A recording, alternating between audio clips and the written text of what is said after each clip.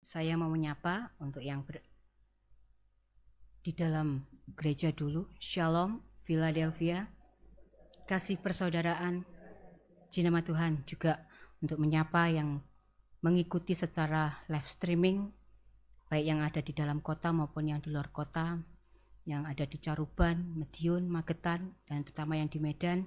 Shalom, Philadelphia, kasih persaudaraan, jinama Tuhan. Pada sore hari ini, saya mengasih judul ibadah pada sore ini, mengenal ketukannya. Jinama Tuhan. Kita baca terlebih dahulu di kisah para rasul, kisah para rasul ayat yang ke-12, pasal yang ke-12, mohon maaf. Kisah para rasul, pasal yang ke-12, ayat yang ke-13 sampai yang ke-16. Kisah para Rasul 12 ayat 13 sampai yang ke-16. Dan ketika ia mengetuk pintu gerbang, datanglah seorang hamba perempuan bernama Rode untuk mengetahui siapa yang mengetuk itu. Ia terus mengenal suara Petrus, tetapi karena girangnya ia tidak membuka pintu gerbang itu dan segera masuk ke dalam untuk memberitahukan bahwa Petrus ada di depan pintu gerbang. Kata mereka kepada perempuan itu, "Engkau mengigau." Akan tetapi ia tetap mengatakan bahwa benar-benar demikian. Kata mereka, "Itu malaikatnya." Tetapi Petrus terus-menerus mengetuk, dan ketika mereka membuka pintu dan melihat dia, mereka tercengang-cengang. Jinama Tuhan. Di sini dikisahkan bahwa Petrus datang ke tempat Ibu Yohanes, yaitu Maria. Dikatakan di sini kalau membaca dari perikop awal dalam artian pasal 12 di ayat yang ke-1 sampai yang ke-19 ini, Petrus ditangkap oleh Herodes ini. Dan Petrus keluar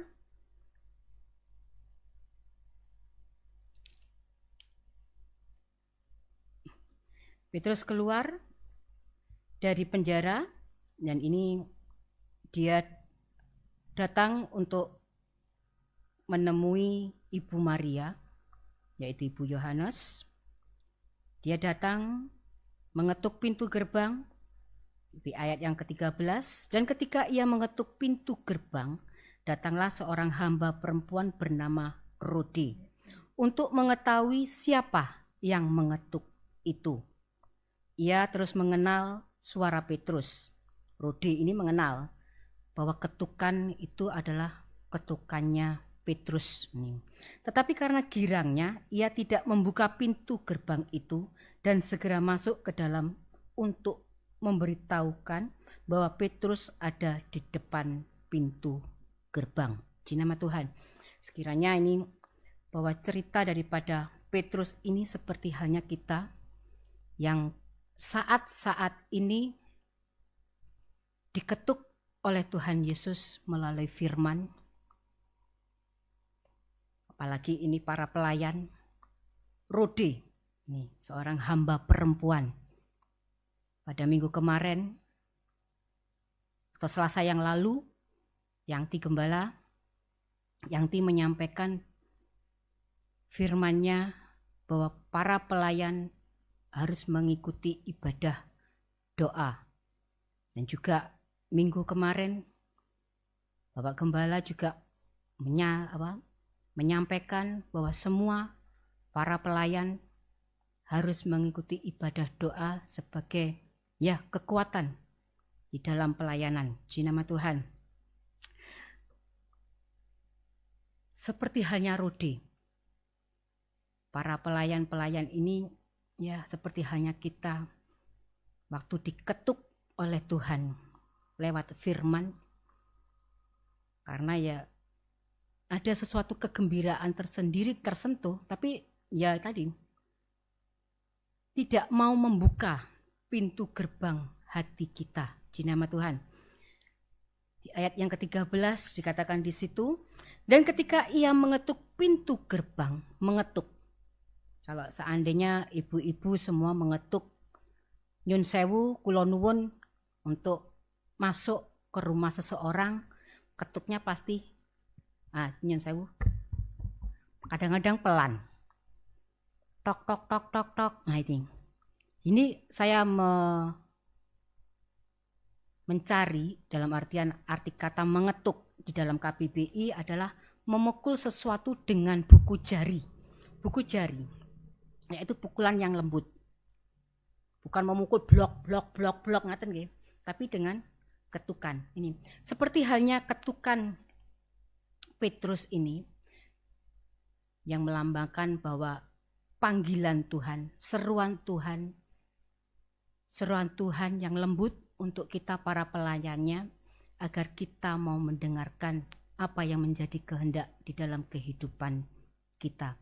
Seperti yang disampaikan, alus, para pelayan monggo, kita belajar untuk ibadah, doa pada hari Sabtu. Ada yang datang, ada yang tidak. Kalau zamannya Kong Min dulu, semua para pelayan harus hadir pada ibadah doa. Tapi kok pada saat-saat ini mungkin ada persepsi yang karena corona live streaming saja. Ini sebenarnya ketukan Tuhan yang pelan, di mana semua para pelayan harus hadir. Ini merupakan panggilan Tuhan yang lembut sekali. Puji nama Tuhan.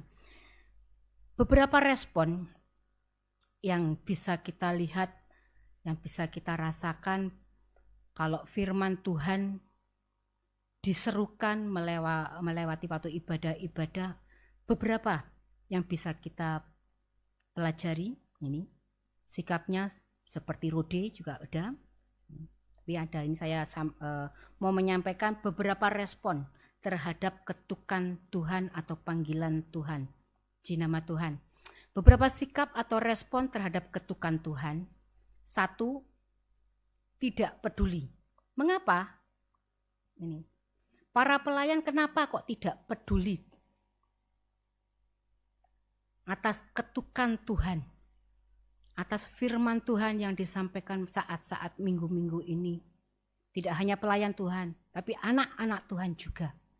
Kita baca di 1 Samuel 3 ayat 6 sampai yang ke-7.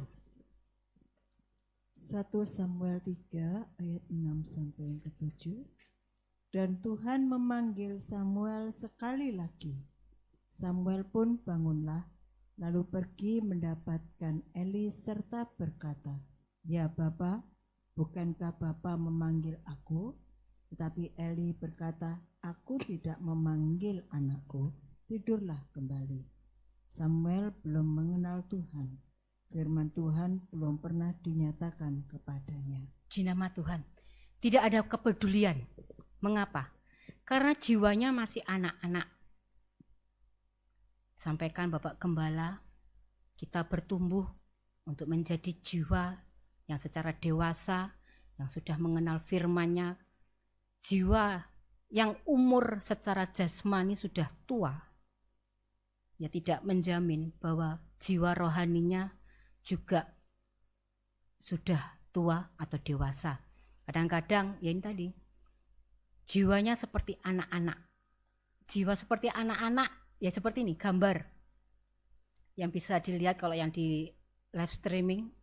Mungkin ibu-ibu bisa melihat di LCD gambarnya Noel, anak-anak seperti halnya Samuel pada 1 Samuel 3 ayat yang ke-7 ini. Samuel belum mengenal Tuhan. Mengapa Samuel belum mengenal Tuhan? Nih, saya bacakan di 1 Samuel 3 ayat yang ke-1. Samuel yang muda itu menjadi pelayan Tuhan di bawah pengawasan Eli. Pada masa itu firman Tuhan jarang, penglihatan pun tidak sering. Pada suatu hari Eli yang matanya mulai kabur dan tidak dapat melihat dengan baik sedang berbaring di tempat tidurnya. Ini Samuel masih muda di bawah pengawasan daripada Imam Eli. Dan juga pada ayat yang ke-7, Samuel belum mengenal Tuhan. Ini kesalahan daripada Bapak Imam Eli. Kenapa kok Samuel belum dikenalkan mulai kecil? Karena pada masa itu firman Tuhan jarang. Nah, berarti kan belum diutarakan, belum disampaikan.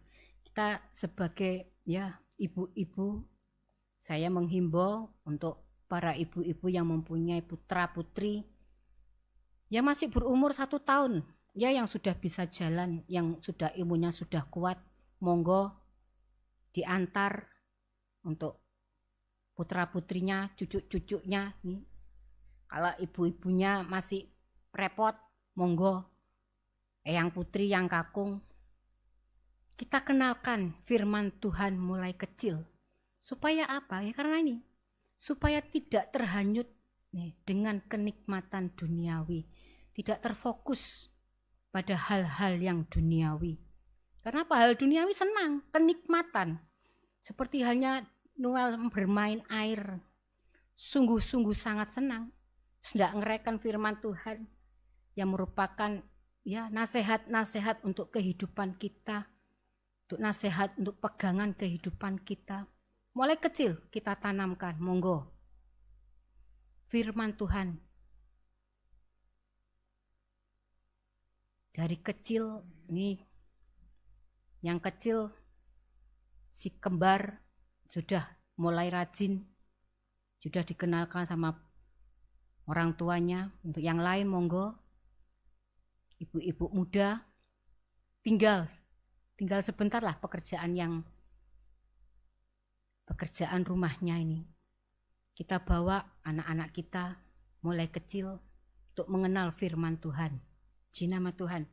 1 ini respon terhadap ketukan Tuhan, bahwa pelayan-pelayan Tuhan, ibu-ibu muda yang dulu pelayan daripada kaum muda, ajak anak-anaknya kecil untuk datang ini, supaya tidak terhanyut kenikmatan duniawi. Ya memang enak kenikmatan duniawi, enggak berpikir masalah rohaninya, seneng-seneng aja. Jiwa-jiwa yang seperti anak-anak inilah yang harus kita tanamkan, bagaimana firman Tuhan untuk menjadi pegangan kehidupan mereka. Puji nama Tuhan. Walaupun yang sudah tua, monggo kita buka hati kita yang seperti anak-anak, jiwa seperti anak-anak. Kita buka kalau menerima firman Tuhan. Kita mau terima firman Tuhan dengan sukacita. Dan tidak, gak peduli, aku wis tuwa kok, ngapain ini. Biarlah firman Tuhan menjadi pegangan di dalam kehidupan kita. Puji nama Tuhan. Respon yang pertama, tidak peduli. Respon yang kedua, ini kenal tapi tidak mau membuka, seperti halnya Rode. Kita baca kembali di Kisah Para Rasul ayat yang ke-12, di ayat yang ke-14, pasal 12 ayat yang ke-14. Respon yang kedua, Kisah Para Rasul 12 ayat yang ke-14. Ia terus mengenal suara Petrus, tetapi karena girangnya, ia tidak membuka pintu gerbang itu dan segera masuk ke dalam untuk memberitahukan bahwa Petrus ada di depan pintu gerbang. Seperti halnya Rode, kenal suara Petrus. Tuh, yang totok-totok, nuwun, gitu kan. Open the door please. Nah ini kan kalau si Noel biasanya begitu. Permisi. Halnya seperti halnya Rode. Para pelayan-pelayan juga kenal, firman Tuhan tuh kenal, mulai kecil kenal. Tapi tidak mau membuka hatinya. Karena apa? Ada keraguan. Karena kurang percaya. Kenapa Rode tidak langsung membuka? Ini. Karena girangnya ia tidak membuka pintu gerbang. Penyebabnya adalah di Kisah Para Rasul 12 ayat yang keempat sampai yang dan 6. Kisah Para Rasul 12 ayat 4 dan 6. Setelah Petrus ditangkap, Herodes menyuruh memenjarakannya di bawah penjagaan 4 regu, masing-masing terdiri dari 4 prajurit. Maksudnya ialah supaya sehabis Paskah ia menghadapkannya ke depan orang banyak. Ayat 6. Pada malam sebelum Herodes hendak menghadapkannya kepada orang banyak, Petrus tidur di antara 2 orang prajurit, terbelenggu dengan 2 rantai. Selain itu, prajurit-prajurit pengawal sedang berkawal di muka pintu. Puji nama Tuhan. Petrus pada saat itu ditangkap oleh Herodes yang sebelumnya telah membunuh Yakobus. Yakobus ini adalah saudara daripada Yohanes yang tadi Petrus datang ke rumah daripada Ibu Maria, ibunya Yohanes ini. Berarti juga merupakan ibu daripada Yakobus. Ini Herodes membunuh, yang kita baca di ayat yang kedua, ia menyuruh membunuh Yakobus, saudara Yohanes dengan pedang. Raja Herodes membunuh Yohanes, dan ketika ia melihat di ayat yang ketiga, ketika ia melihat bahwa hal itu menyenangkan hati orang Yahudi, ia melanjutkan perbuatannya itu dan menyuruh menahan Petrus. Waktu itu hari raya roti tidak beragi. Pada saat Paskah, ini Petrus ditangkap oleh Raja Herodes yang telah membunuh daripada Yakobus karena melihat bahwa orang-orang Yahudi sangat senang. Kenapa? Kita tahu mungkin ibu-ibu sudah pernah mendengarkan bahwa Yakobus dan Yohanes, anak Zebedius yang merupakan murid pertama daripada Tuhan Yesus, merupakan anak-anak guru yang bisa kita baca di ini merupakan murid-murid yang berani, murid-murid yang vokal, yang menentang daripada orang-orang Saduki dan orang-orang Farisi. Puji nama Tuhan, kita baca di Matius 17 ayat yang ke-1. Kenapa Yakobus dan Yohanes disebut anak-anak guru? Matius 17 ayat yang ke-1. 6 hari kemudian Yesus membawa Petrus, Yakobus dan Yohanes saudaranya, dan bersama-sama dengan mereka ia naik ke sebuah gunung yang tinggi. Di situ mereka sendiri saja. Puji nama Tuhan. Karena Petrus, Yakobus dan Yohanes ini bersama-sama dengan Yesus naik ke gunung yang tinggi. Di situ mereka sendiri saja, ini di mana Yesus berubah rupa di depan mata mereka. Jadi wajahnya bersinar, ini wajahnya bercahaya seperti matahari dan pakaiannya menjadi putih bersinar seperti terang. 3 daripada murid Tuhan Yesus ini merupakan murid-murid kepercayaan daripada Tuhan Yesus, sehingga dia harus mewartakan firman daripada Tuhan Yesus di mereka yang berani. Kita baca di Markus 3. Ini kepercayaan bahwa mereka adalah murid-murid kepercayaan Tuhan. Hanya 3 orang ini saja. Dan mengapa? Ini karena mereka adalah anak-anak guru. Markus 3 ayat yang ke-18. Markus 3 ayat yang ke-18. Selanjutnya Andreas. Mohon maaf 17. Markus 3 ayat yang ke-17. Yakobus anak Zebedeus dan Yohanes saudara Yakobus, yang keduanya diberinya nama Boanerges, yang berarti anak-anak guru. Anak-anak guru yang berani mewartakan daripada firman Tuhan.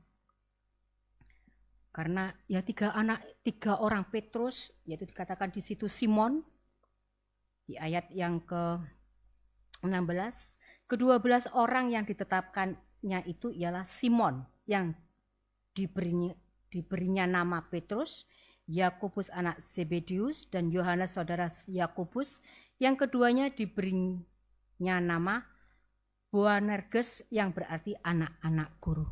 Mereka merupakan murid-murid pertama daripada Tuhan Yesus. Puji nama Tuhan.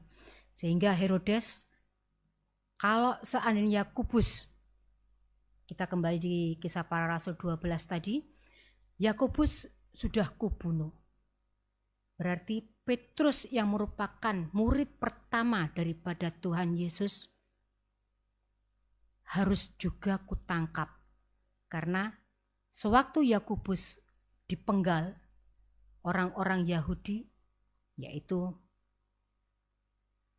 orang-orang Farisi dan Saduki yang ya notabene ahli-ahli Taurat, merasa gembira karena Yakobus yang menyatakan bahwa kebangkitan itu hanya ada pada Tuhan Yesus saja. Ini kita baca, bentar saya carikan.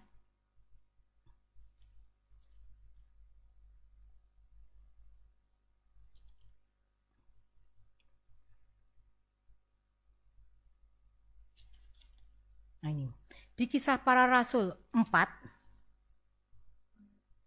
Kisah Para Rasul 4 ayat 1 sampai ke 2. Mengapa ini Herodes sampai menangkap daripada Petrus dan membunuh daripada Yakobus? Kisah Para Rasul 4 ayat 1 sampai yang kedua. Ketika Petrus dan Yohanes sedang berbicara kepada orang banyak, mereka tiba-tiba didatangi imam-imam dan kepala pengawal bait Allah serta orang-orang Saduki. Orang-orang itu sangat marah karena mereka mengajar orang banyak dan memberitakan bahwa dalam Yesus ada kebangkitan dari antara orang mati.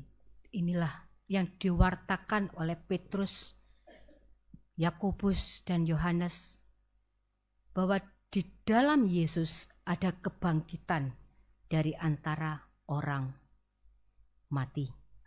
Sehingga ya tadi orang-orang Yahudi sewaktu Yakobus, dalam arti orang-orang Yahudi di sini adalah imam-imam yang memegang bait Allah dan orang-orang Saduki yang memegang jabatan, merasa senang. Karena apa? Pengajaran daripada imam-imam pada saat itu, imam-imam bangsa Yahudi dan orang-orang Saduki yang mengetahui ahli Taurat, bahwa ajaran Tuhan itu ya beda dengan ajaran Taurat. Petrus, Yakobus, Yohanes mengajarkan bahwa di dalam Tuhan Yesus ada kebangkitan. Puji nama Tuhan. Ini mengapa sehingga Herodes menangkap daripada Petrus, supaya apa? Setelah mengetahui Yakobus dibunuh dan orang Yahudi tadi senang, gembira, Petrus ditangkap dan dipenjarakan di ayat yang keempat. Setelah Petrus ditangkap, Herodes menyuruh memenjarakan di bawah penjagaan 4 regu, masing-masing terdiri dari 4 prajurit. Maksudnya ialah supaya sehabis Paskah ia menghadapkannya ke depan orang banyak. Seperti halnya Yakobus tadi mau dibunuh. Dan ayat yang ke-6, pada malam sebelum Herodes hendak menghadapkannya kepada orang banyak, Petrus tidur di antara 2 orang prajurit terbelenggu dengan 2 rantai, Selain itu, prajurit-prajurit pengawal sedang berkawal di muka pintu. Rode yang mendengar suara ketukan daripada Petrus merasa gembira. Loh, Petrus yang ditangkap oleh Herodes. Kita baca nggih. Petrus tidur di antara dua orang prajurit. Berarti Petrus di antara dua, di tengah-tengahnya.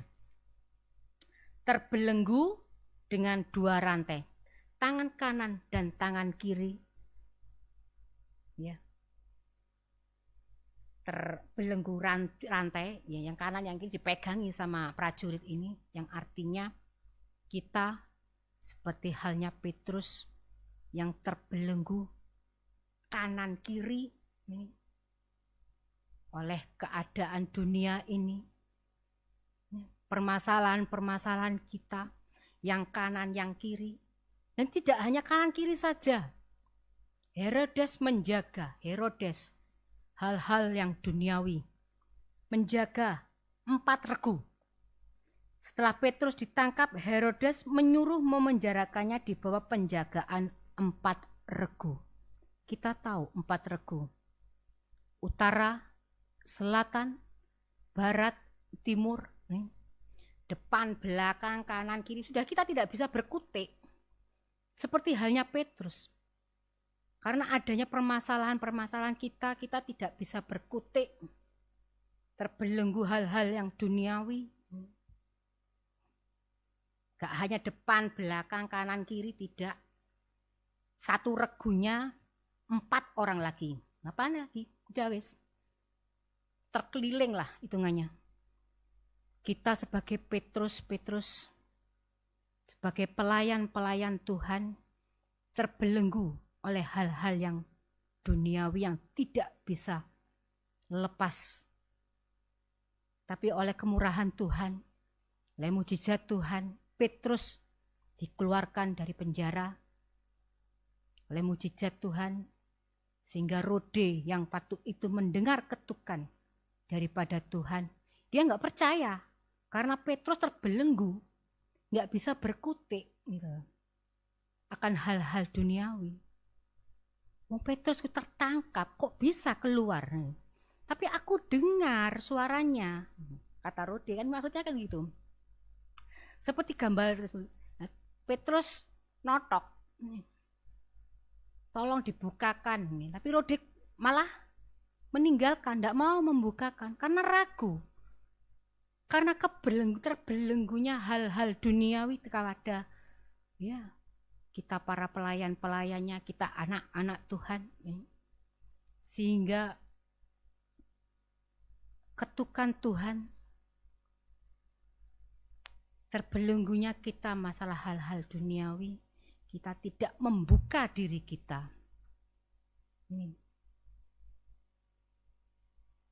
Halnya Petrus terbelenggu hal-hal yang duniawi. Karena kurang percaya firman Tuhan. Tidak percaya. Ini Rode yang tidak percaya kalau si Petrus datang. Bagaimana murid-murid Tuhan Yesus yang didatangi oleh Tuhan Yesus sendiri? Lukas 24 ayat yang ke-38.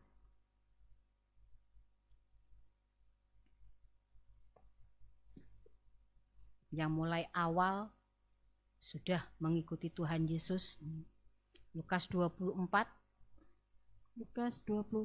ayat yang ke-38. Akan tetapi ia berkata kepada mereka, mengapa kamu terkejut dan apa sebabnya timbul keraguan-raguan di dalam hati kamu? Puji nama Tuhan. Akan tetapi ia berkata kepada mereka di sini adalah murid-murid Tuhan Yesus yang bisa kita baca di judul daripada Lukas 24 ayat yang ke-36 sampai seterusnya, yaitu Yesus menampakkan diri kepada semua murid. Dan sementara mereka bercakap-cakap tentang hal itu, Yesus tiba-tiba berdiri di tengah-tengah mereka dan berkata kepada mereka, damai sejahtera bagi kamu. Mereka terkejut dan takut dan menyangka bahwa mereka melihat hantu. Akan tetapi ia berkata kepada mereka, ia di sini Tuhan Yesus, mengapa kamu terkejut dan apa sebabnya timbul keraguan-raguan di dalam hati kamu? Kita yang sudah mulai kecil menerima firman Tuhan, saat firman Tuhan mengetuk hati kita, timbul keraguan-raguan bahwa firman Tuhan itu untuk hidupku. Kalau disampaikan Bapak Gembala, Kamis, Sabtu, Minggu, dan Yangti, Selasa, kadang-kadang firman Tuhan yang mengena di dalam kehidupan kita itu, alah, untuk yang lain, bukan untuk aku kok. Ini tidak mau membuka bahwa firman yang kita terima itu untuk kita, bukan untuk aku, untuk sebelahku. Karena kurang percayanya kita akan firman Tuhan, di nama Tuhan. Karena Tuhan sampai berkata, kenapa kamu terkejut? Harusnya kan, firman nih. Kadang-kadang gitu kan, waktu kita terima firman pada Kamis, Sabtu atau Minggu, pada saat ibadah, firman nih rek. Tapi bukan untuk saya kok, itu untuk yang lain. Malah dikatakan di situ apa? Murid-murid Tuhan mengatakan bahwa Tuhan Yesus menyangka bahwa mereka melihat hantu. Nyun sewu, saya masih terngiang kadang-kadang ada anak-anak Tuhan yang mengatakan kalau diberi nasihat firman Tuhan, kadang nyun sewu saya berkata kasar, alah persetan. Nah ada gitu. Nyun sewu itu saya kadang-kadang ingat, aduh kasar sekali kata-katanya gitu. Kadang-kadang saya membaca ini memang benar Tuhan. Dia menyangka engkau adalah hantu. Yaitu kalau anak-anak Tuhan dikasih nasihat firman Tuhan, dia nggak mau membuka hati yang sangat keras itu tadi, ya itu hati keras anak-anak Tuhan. Kalau dinasehati persetan. Nah itu. Dan saya kata-kata saya kasar. Tapi memang kenyataan demikian. Seperti halnya Rode yang tidak mau membuka hati, tidak membuka pintu gerbang untuk Petrus masuk ini karena ada keraguan-raguan. Karena tidak kepercayaan daripada Rode untuk suara daripada Petrus. Ini yang kedua, respon hati daripada anak-anak Tuhan, pelayan-pelayan Tuhan yang terkena nasihat daripada firman Tuhan, yang tadi tidak peduli. Yang kedua, tidak mau membuka hati mereka untuk firman Tuhan biar bekerja di dalam kehidupan anak-anak Tuhan. Dan yang ketiga, respon yang ketiga, kenal. Firman Tuhan kenal, tetapi tidak mau Tuhan Yesus bertakhta dan berkuasa di dalam hidupnya. Kisah Para Rasul 12 ayat yang ke-15. Yang 12 ini kita kasih tanda nih, saya lupa tadi. Kisah Para Rasul 12 ayat yang ke-15.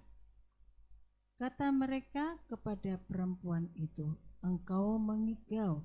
Akan tetapi ia tetap mengatakan bahwa benar-benar demikian. Kata mereka, itu malaikatnya. Di nama Tuhan. Kata mereka di sini adalah murid-murid Tuhan Yesus yang bisa kita baca di ayat yang ke-12, di mana murid-murid Tuhan Yesus berkumpul di rumah daripada Yohanes, saudara Yakobus, yaitu, dan setelah berpikir sebentar, di ayat yang ke-12, dan setelah berpikir sebentar, pergilah ia Petrus, ke rumah Maria, ibu Yohanes, dan juga ibu Yakobus, yang disebut juga Markus. Di situ banyak orang berkumpul dan berdoa. Berdoa apa?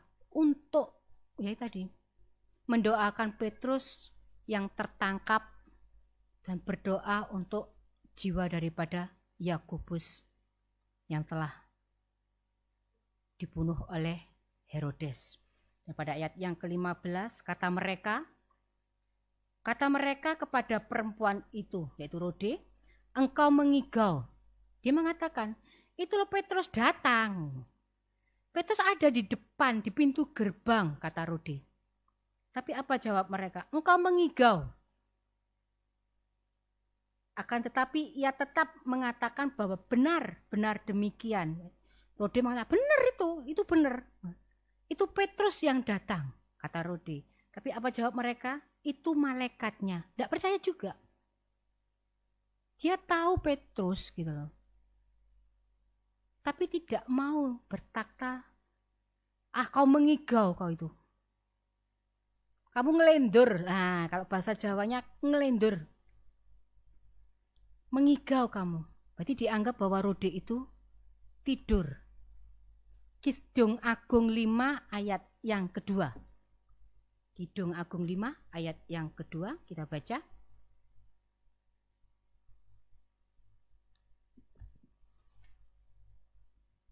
Kidung Agung 5 ayat yang kedua. Aku tidur, tetapi hatiku bangun. Dengarlah kekasihku mengetuk, bukalah pintu dinda, manisku, merpatiku, idamanku, karena kepalaku penuh embun dan rambutku penuh tetesan embun malam. Puji nama Tuhan. Di sini kerinduan daripada mempelai laki-laki, kerinduan daripada mempelai perempuan untuk menantikan daripada mempelai laki-laki. Aku tidur, tetapi hatiku bangun. Dengarlah kekasihku. Penyun sewu. Aku tidur, tetapi hatiku bangun. Ini mempelai perempuannya. Dengarlah, kan ada kata koma. Dengarlah, kekasihku mengetuk.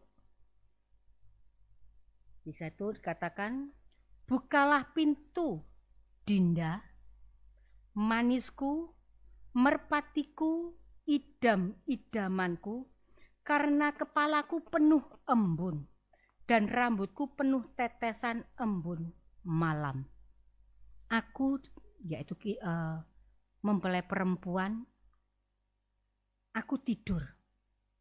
Mempelai perempuan tidur, tetapi hatiku bangun. Saya bacakan di bahasa Jawa, nggih. Ini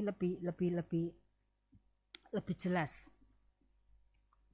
Ini saya bacakan, saya buka terjemahannya. Di Alkitab bahasa Jawa, aku teturon nanging atiku melek, sajroning ngimpi, kan di dalam mimpi, sajroning ngimpi, aku krungu kekasihku totok-totok lawang. Pangindekane panganten lanang, he adikku kekasihku, doro ingon-ingonku, aku wengak nono. Sirahku klebes embun, lan rambutku teles dening pedut. Ini pengungkapan daripada pengantin lanang, yaitu pengantin laki-laki.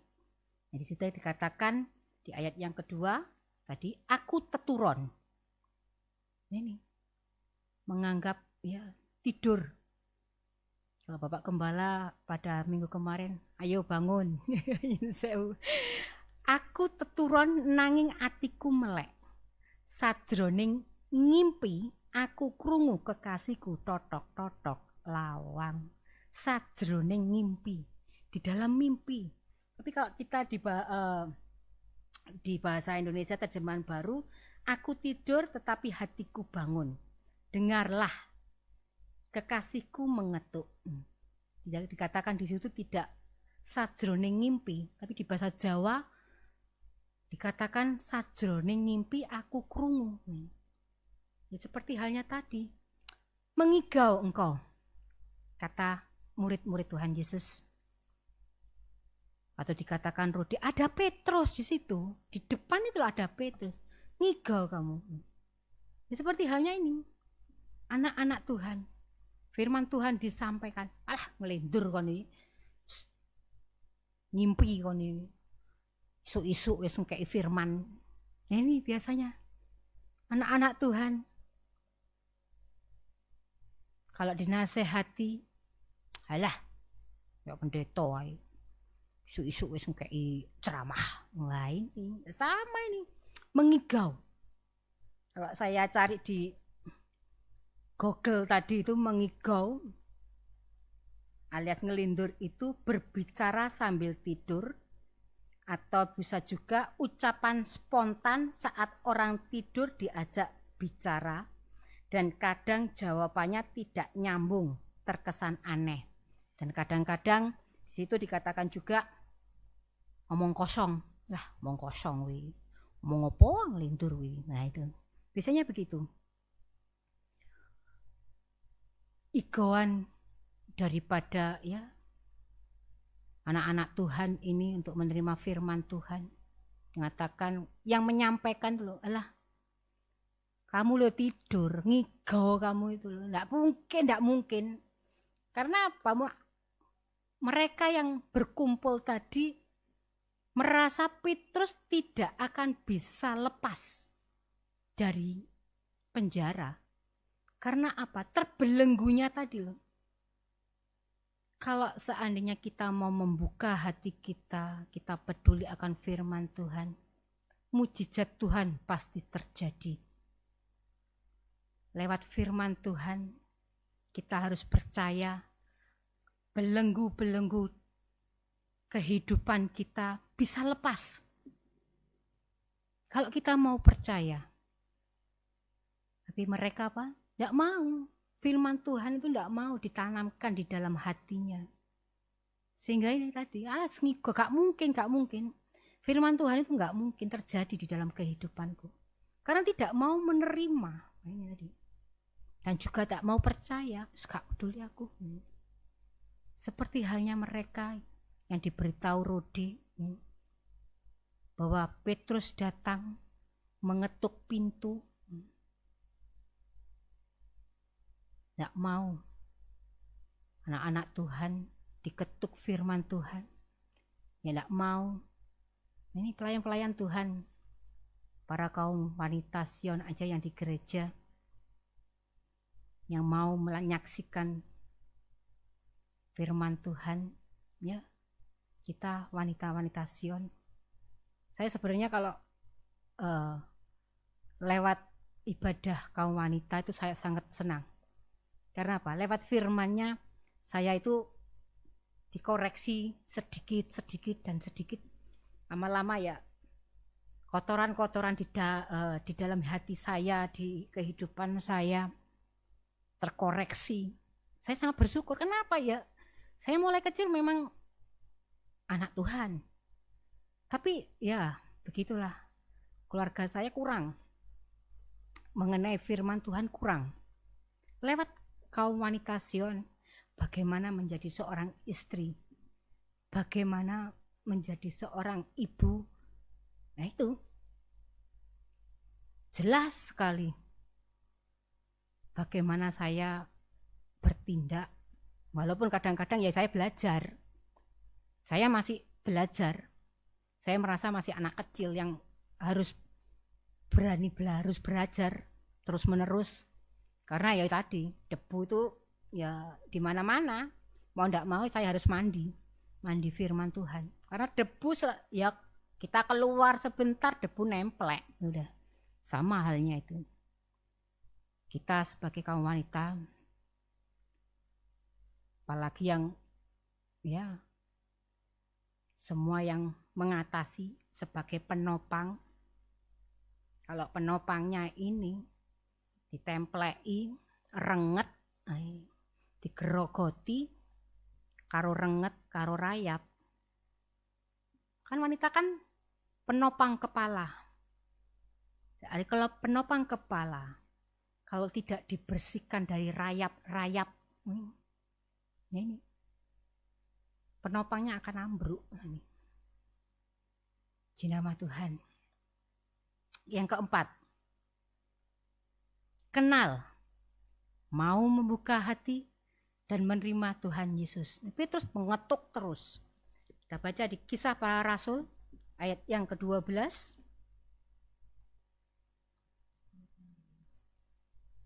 Ayat 16.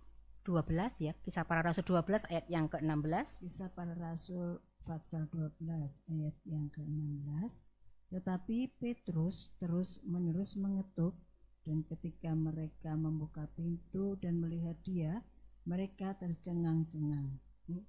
Petrus terus-menerus mengetuk, seperti halnya firman Tuhan yang disampaikan Bapak Gembala, disampaikan Yangti, terus-menerus. Kadang-kadang, walah firmane iku maneh. Seminggu urutannya sama, kena keluarga. Baik bapak, ibu, anak. Bagaimana sebagai orang tua, kena terus. Ya ini seperti halnya Petrus mengetuk. Supaya apa? Pintu hati kita itu terbuka. Gitu loh. Petrus terus-menerus mengetuk. Dan ketika mereka membuka pintu, ketika kita membuka pintu hati kita untuk menerima firman Tuhan dan melihat firman Tuhan akan terjadi di dalam kehidupan kita, mereka tercengang-cengang. Aduh, saya kalau membaca ini saya bersyukur. Firman Tuhan terus masalah orang tua, bapak bagaimana bersikap, ibu bagaimana bersikap, anak bagaimana bersikap. Wah, terima kasih Tuhan. Saya membuka sehingga saya mau menerima Tuhan Yesus. Ada berkatnya ini. Wahyu 2, Wahyu 3 ayat yang ke-20. Kalau kita mau menerima Tuhan Yesus di dalam kehidupan kita, Wahyu 3 ayat yang ke-20. Wahyu 3 ayat yang ke-20. Lihat, aku berdiri di muka pintu dan mengetuk.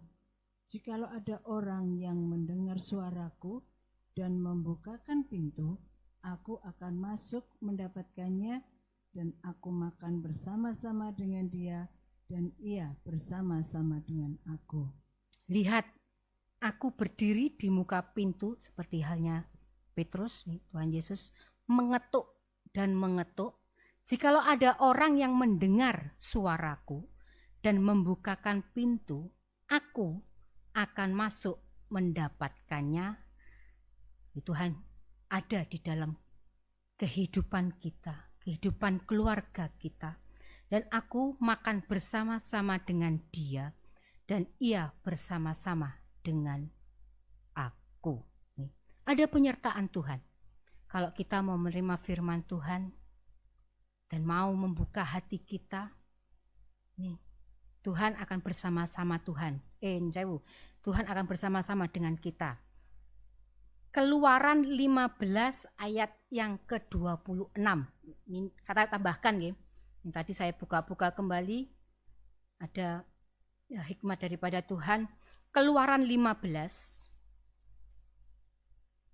ayat yang ke-26.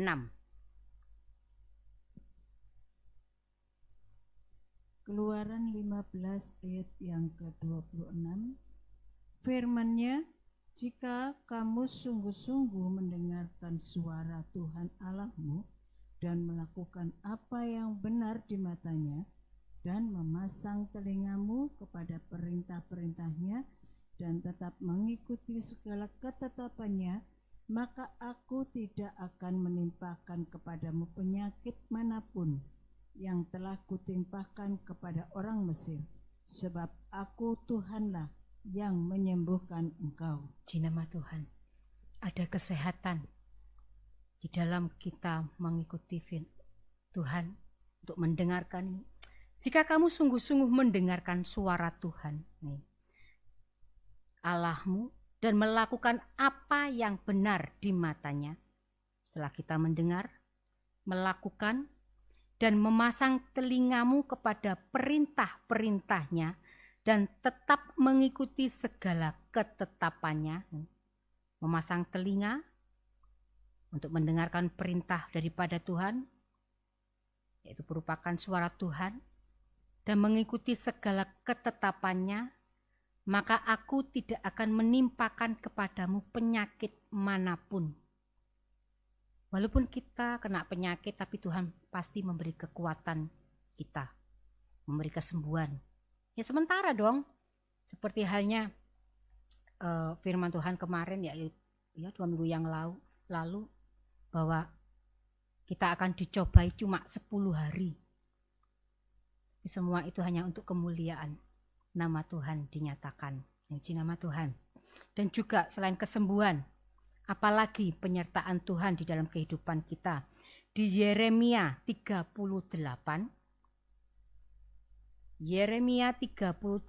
ayat yang ke-20.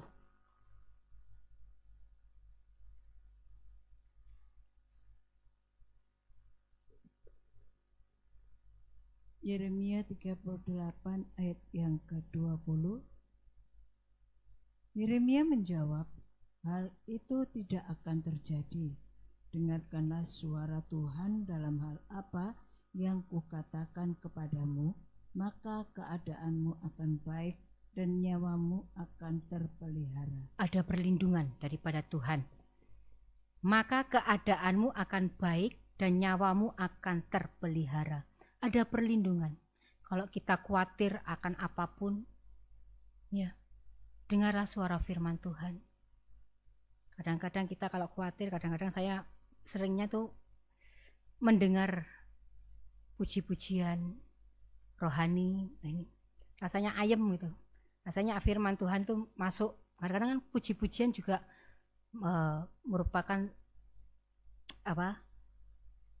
apa yang menjadi kehendak Tuhan melalui puji-pujian juga.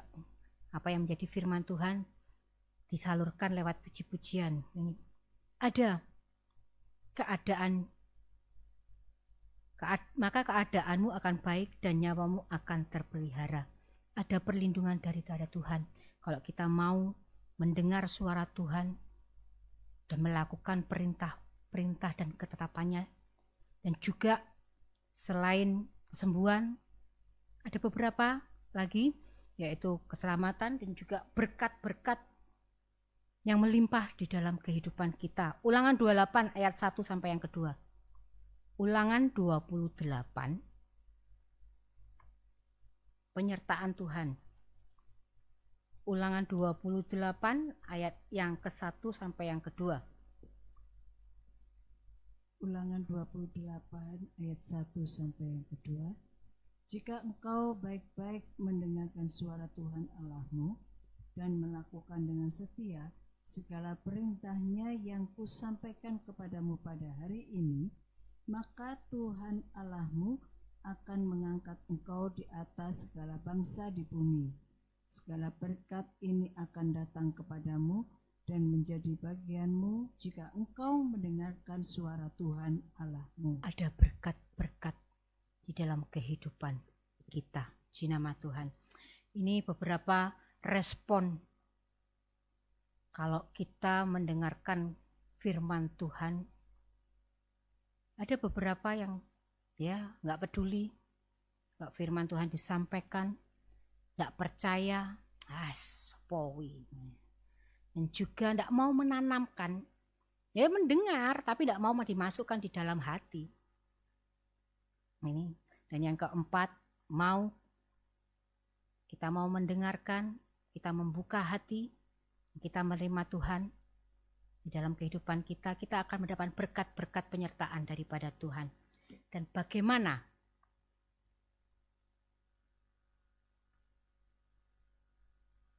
yang harus kita lakukan dalam menyambut firman Tuhan yang mengetuk hati kita. Bagaimana seharusnya kita menyambut Tuhan Yesus ketika datang mengetuk hati kita. Waktu firman disampaikan, apa yang harus kita lakukan? Ini. Memiliki hati yang miskin. Matius 5 ayat yang ketiga. Kita kalau mau kenal. Matius 5 ayat yang ketiga. Berbahagialah orang yang miskin di hadapan Allah, karena merekalah yang empunya kerajaan surga. Berbahagialah orang yang miskin di hadapan Allah, karena merekalah yang empunya kerajaan surga. Miskin secara rohani, harta benda, katakan di situ miskin. Yang mungkin masih terngiang kita, bahwa seorang miskin itu biasanya rendah hati. Dia merasa aku ki gak duwe apa-apa. Ya bisanya kita hanya ya tadi seperti gambar berharap kalau memang firman Tuhan disampaikan, kita harusnya berharap meminta.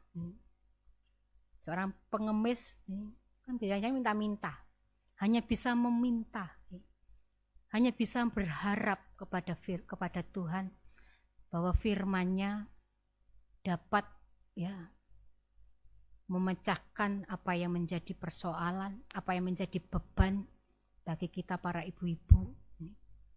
Kita harus memiliki hati seperti pengemis ini, harus memiliki hati yang miskin, hati yang penuh dengan kerendahan hati untuk menerima firman-Nya. Firman disampaikan, ku terima Tuhan firman-Mu.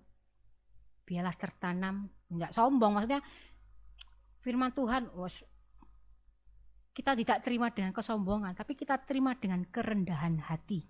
Ini maksudnya. Di Lukas 7 ayat 22 sampai yang ke-23. Lukas 7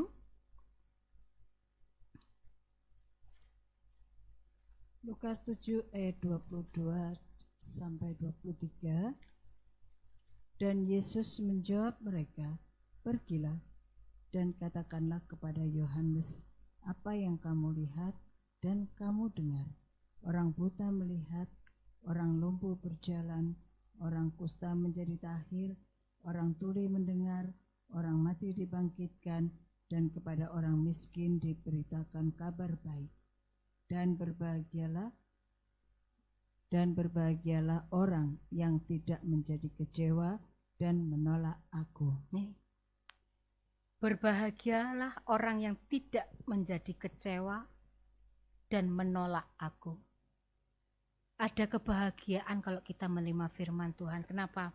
Karena di sini dikatakan, dan Yesus menjawab mereka, pergilah dan katakanlah kepada Yohanes apa yang kamu lihat dan kamu dengar. Orang buta melihat. Kita buta apa?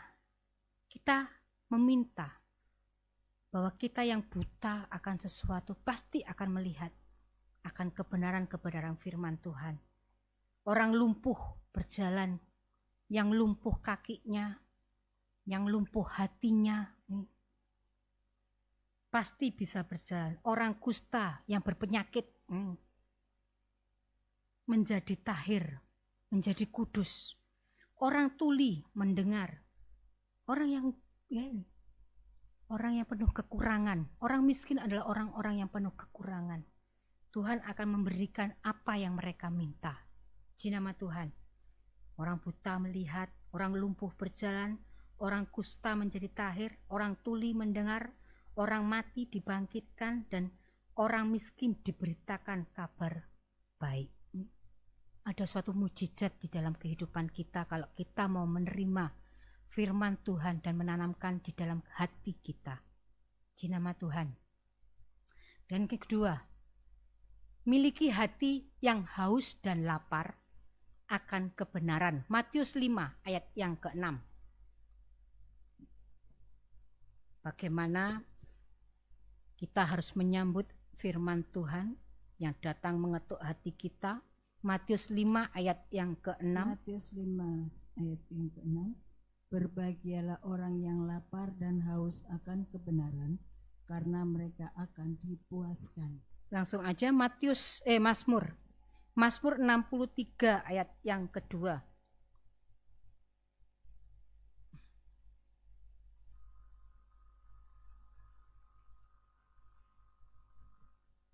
Mazmur 63 ayat yang kedua. Ya Allah, Engkaulah Allahku, aku mencari Engkau, jiwaku haus kepadamu, tubuhku rindu kepadamu, seperti tanah yang kering dan tandus tiada berair. Kita harus memiliki hati yang haus dan lapar akan kebenaran. Kita kalau haus dan lapar, seperti gambar. Kalau haus kita mencari air. Kita kalau lapar kita berusaha untuk mencari makanan. Tengku luwe sepertinya Noel. Kalau lapar, Dedek lapar. Dia datang, dia ngomong. Gitu loh. Jadi seperti halnya ini. Kita harus memiliki hati yang haus dan lapar. Kita meminta, kita mencari. Kita meminta seperti orang miskin tadi, seperti pengemis tadi. Kita mencari. Kalau kita haus, lapar akan kebenaran, akan firman Tuhan. Biarlah firman Tuhan tertanam di dalam kehidupan kita. Kita datang beribadah dalam rumah Tuhan. Ya, pada masa-masa saat ini, secara live streaming ataupun off, dalam gereja ataupun secara live streaming, kita mencari firman Tuhan. Kita haus akan firman Tuhan. Kita cari kebenarannya. Dan yang ketiga, miliki hati seperti gadis yang bijaksana. Mungkin ibu-ibu sudah sering mendengar, membaca gadis yang bijaksana itu yang bagaimana. Matius 25 Matius 25 ayat 4, 6 dan 7 dan 10. Matius 25 ayat 4.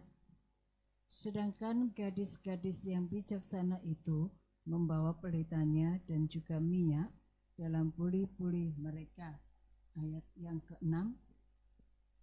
Waktu tengah malam terdengarlah suara orang berseru, mempelai datang, songsonglah dia. Gadis-gadis itu pun bangun, semuanya lalu membereskan pelita mereka. Ayat yang ke-10. Akan tetapi waktu mereka sedang pergi untuk membelinya, datanglah mempelai itu, dan mereka yang telah siap sedia masuk bersama-sama dengan dia ke ruang perjamuan kawin, lalu pintu ditutup.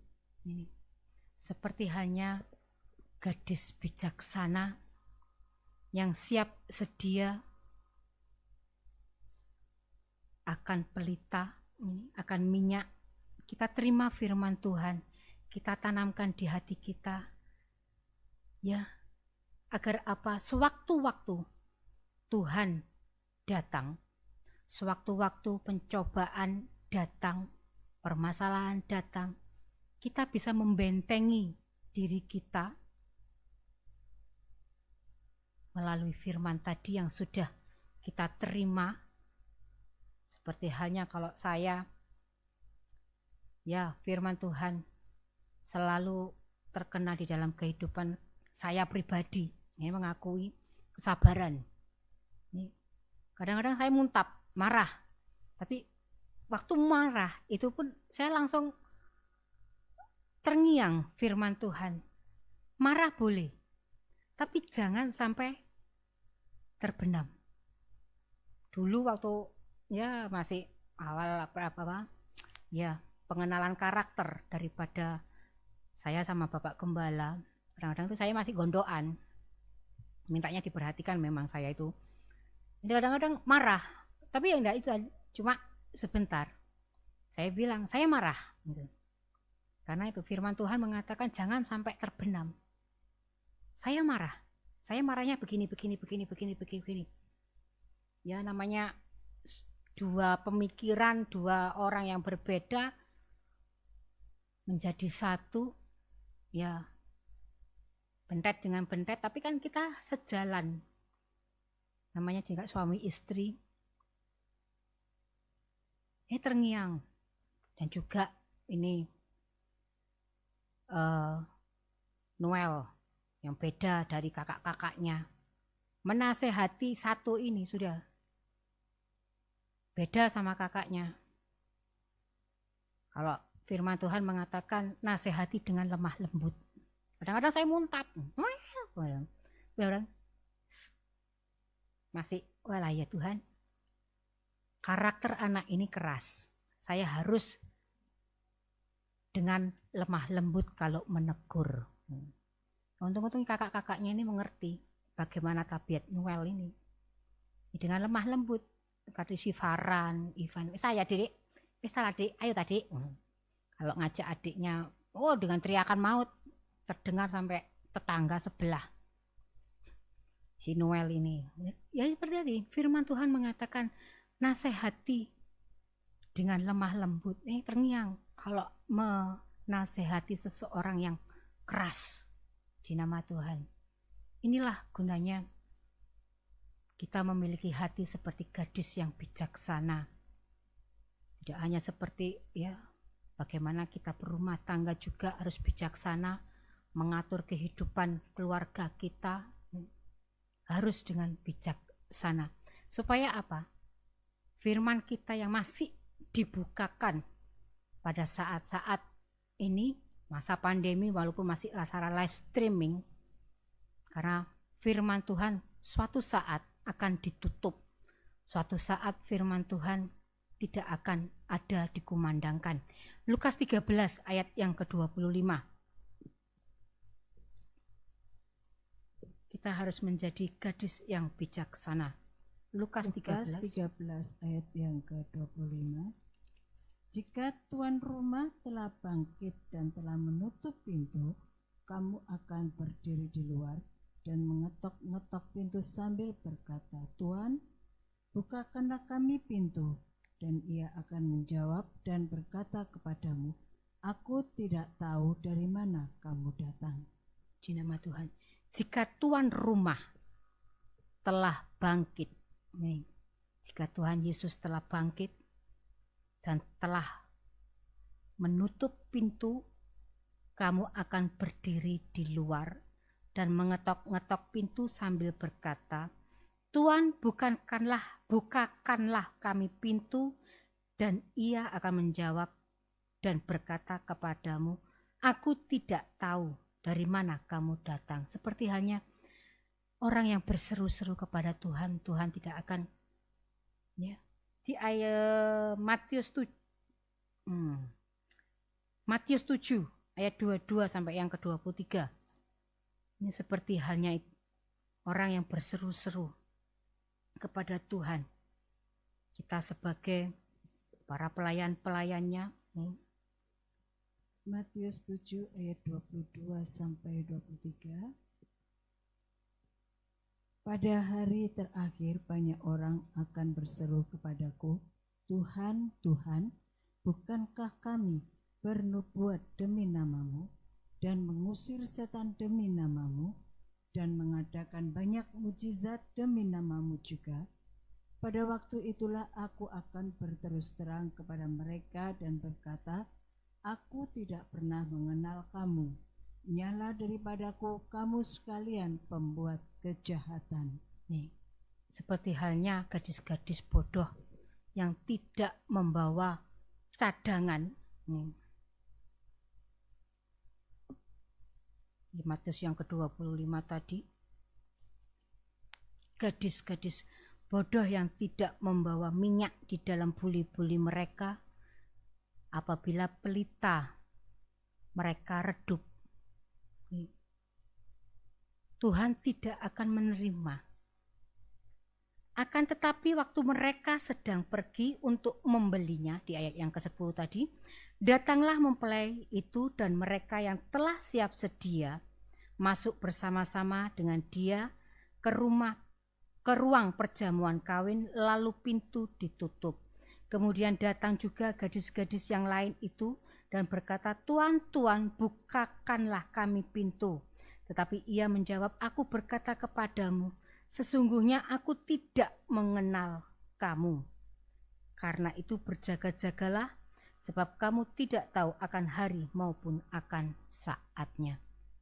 Kita sebagai wanita-wanita yang harus bijaksana, yang mau menyimpan firman Tuhan di dalam kehidupan kita, janganlah seperti gadis-gadis bodoh ini.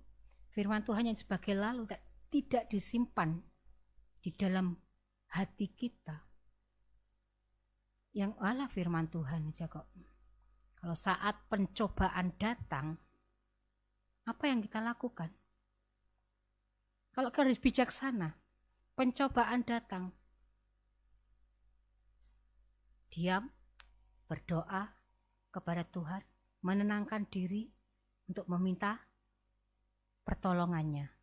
Tapi gadis-gadis bodoh apa? Ya, karena firman Tuhan tidak ditanam di dalam hatinya.